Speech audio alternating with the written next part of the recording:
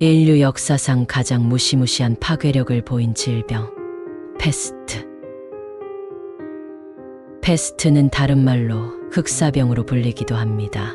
그 이유로는 먼저 병이 걸리고 나면 처음엔 화살로 찌르듯 따끔거리다가도 온몸에 고열이 올라알아 눕게 되는데, 병이 더욱 깊어지면 환자의 피부가 괴사하고 검게 물들어가며 죽어가기 때문입니다. 여기서 문제는 환자가 살아있는 상태에서 피부가 썩어가기 때문에 본인 피부가 썩어가는 과정을 실시간으로 느낄 수밖에 없는 것이지요. 그 기간은 짧게는 수시간, 보통 5일까지 매 시간을 매우 극심한 고통과 함께 죽어갔습니다. 이렇게 무시무시한 질병으로 인해 유럽 전역의 3060%가 사망하고, 아시아와 유럽을 합친 유라시아 대륙 내 최소 7500만 명이 사망한 것으로 알려져 있습니다. 흑사병으로 인해 줄어든 세계 인구가 다시 돌아오기까지 200년 이상 걸렸다고 하니 당시 피해가 얼마나 컸는지 예상할 수 있습니다. 하지만 전 세계 경제적, 사회적, 종교적 피해를 준 흑사병은 어떻게 나타난 걸까요? 흔히 흑사병으로 알려진 패스트의 최초 기록은 기원전 224년 중국입니다. 유럽에서 유행하기 전 중국에서 2차례나 큰 피해를 줬던 향토병이었습니다. 당시 아시아를 유린했던 몽골 제국은 워낙에 큰 영토로 인해 징기즈칸의 사후, 각각의 자식들에게 통치권이 이양됐고, 짧게 알아보자면 칭기즈칸 손자들의 권력 다툼으로 인해 몽골 제국이 갈라지게 됩니다. 그들은 겉보기에는 몽골 제국, 단 하나의 제국으로 묶여 있지만 실상은 서로 협조하고 때로는 다투는 몽골 제국 산하의 4개국으로 볼 수 있었습니다. 그중 우리가 알아보고 있는 흑사병의 원흉은 징기츠칸의 첫째 아들인 바투의 킵차크 칸국입니다. 그들은 유럽 정벌을 꿈꾸던 칭기츠칸의 유언을 받들어 중국을 지나 동유럽으로 움직이기 시작합니다. 하지만 그 과정에서 아시아와 아프리카 등의 향토병 패스트균이 말도는 사람에게 옮겨갔고, 결국 동방과 서방을 이어주는 제노바의 무역도시 카파성에 도달합니다. 무역도시 카파는 서방과 동방을 이어주는 무역도시로서 어마어마한 자본금이 모인 난공불락의 성으로 유명했습니다. 사방이 성벽으로 둘러싸여 남쪽으론 흑해가, 정면의 성벽은 어찌나 단단한지 몽골군의 투석기도 소용없었습니다. 위대한 칭기즈칸의 후예를 자처했던 자니베크 칸의 자존심이 구겨졌습니다. 카파성은 해안길을 통해 계속해서 물자가 들어왔으며 해군이 따로 없던 몽골군은 이를 지켜볼 수밖에 없어진데, 이에 자니베크는 한 가지 묘책을 생각해냅니다. 우리가 들어갈 수 없다면 저들이 나오게 하면 되는 게 아닌가? 서방의 정벌군은 아시아를 지나 제노바의 카파성까지 도달하기까지 패스트균으로 인해 사망한 시체들이 계속해서 쌓이고 있었고, 이 시체들을 투석기에 올려 성 안쪽으로 던져버리기로 합니다. 새까맣게 썩은 시체는 갈갈이 찢겨 카파성 전역에 퍼졌고, 패스트에 관한 정보가 전무했던 주민들은 성 한켠에 쌓아두는 선택을 하게 됩니다. 결국 그 선택으로 인해 7만 명이 넘는 카파성의 주민들이 죽어나가고, 살아남은 주민들 또한 공포에 질려 배를 타고 유럽 각지로 퍼져나갑니다. 몽골 제국의 전략으로 난공불락의 성 카파성은 몰락했지만, 그 선택으로 최악의 질병으로 분류된 흑사병이 세계로 퍼져나갑니다. 물론 몽골 또한 무사하지 못했는데, 승전 후 패스트균에 감염된 상태로 군사지역으로 회군했고, 강대했던 몽골 제국의 정예병 90%가 몰살하는 상황을 초래합니다. 현재까지 가장 큰 영토를 다스렸던 몽골이 90년 만에 멸망한 이유는 여러 가지가 뽑히는데, 흑사병으로 인해 약해진 군사력으로 홍건적과 한나라의 난을 막아내지 못한 것 또한 그럴듯한 이유로 뽑히고 있습니다. 지금까지 흑사병이 유럽과 아시아로 퍼진 계기를 알아봤습니다. 하지만 여기서 한 가지 궁금증이 생깁니다. 상대적으로 인구 밀집도가 높았던 중국보다 유럽의 피해가 컸던 이유는 뭘까요? 그 이유를 알아보기 위해 다시 로마 제국으로 넘어가 봅시다. 이전 자료에도 나오듯 로마의 콘스탄티누스 황제는 자신의 황권을 위해 기독교를 이용하기로 합니다. 기독교를 받아들이기 전에 로마는 비교적 불청결했다고는 하나 수시로 목욕탕을 드나들며 목욕을 즐겼던 것으로 알려져 있습니다. 하지만 중세 유럽에 들어서 종교, 즉 기독교가 사회를 지배하면서 오히려 위생 부문에서 퇴화하는 모습을 보입니다. 그 이유는 당시 로마에 자리 잡은 기독교의 엉뚱한 해석 때문입니다.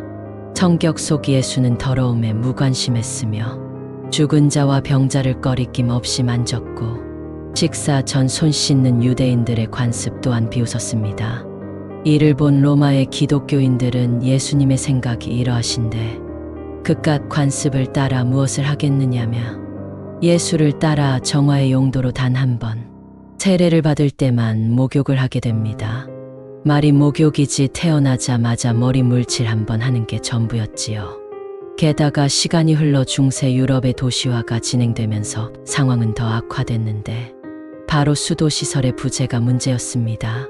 씻는 것 자체를 위선이라고 생각했던 기독교인들로 인해 중세 유럽 사람들은 화장실 자체를 불결하게 생각했고 귀족은 물론 평민 천민들 또한 집안에 화장실을 따로 만들지 않았습니다.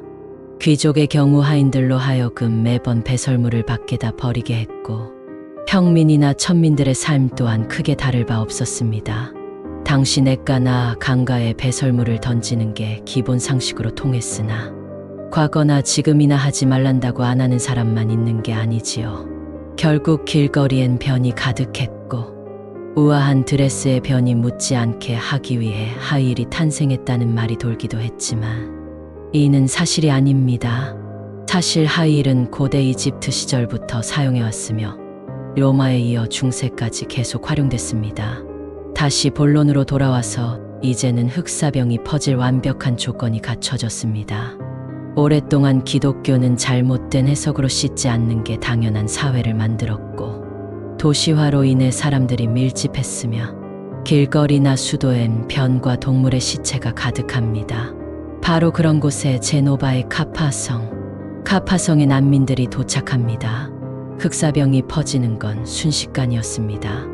어제의 이웃이 오늘은 악취를 풍기며 산채로 썩어가고 죽어가는 혼돈이 찾아옵니다.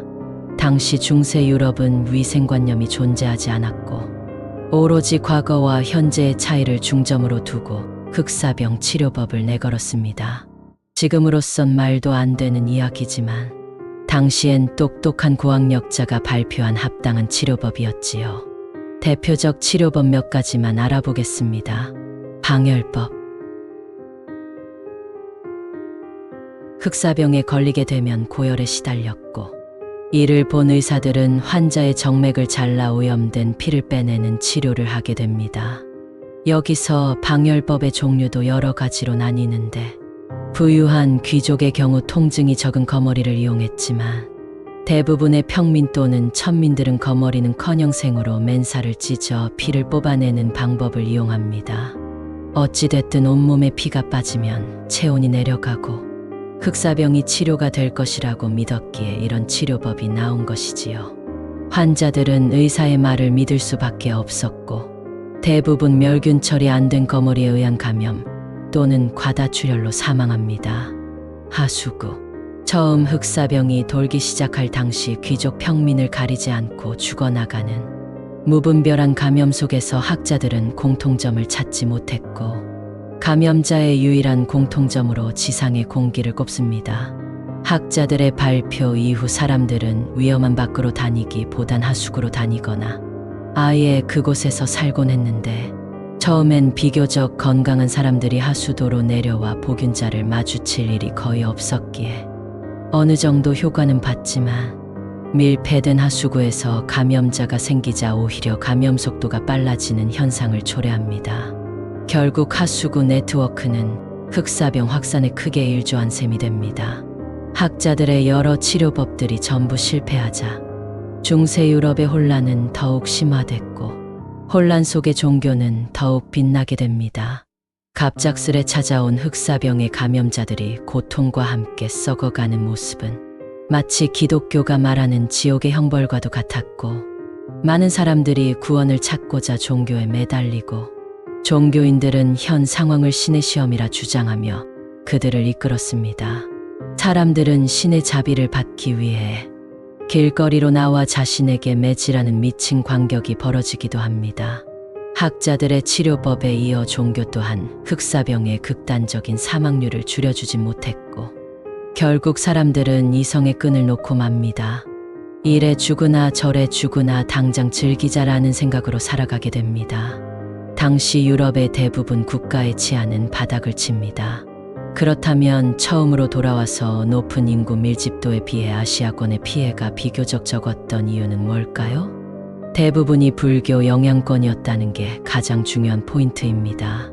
서양과 비교해보면 당시 기독교는 시체를 화장하는 게 아니라 매장을 우선시했고, 불교에서는 반대로 화장을 우선시했습니다. 흑사병은 당시 호흡기로 인한 전염도 있지만 쥐나 벼룩, 이로 인해 생기는 피해가 컸는데, 일단 화장을 하는 것만으로도 그 피해를 줄일 수 있었지요. 뿐만 아니라 불교에서는 목욕을 아주 중요한 규범으로서 마음을 비우는 수련의 일종으로 생각하여 유럽과는 정반대의 상황이었다고 할 수 있겠지요.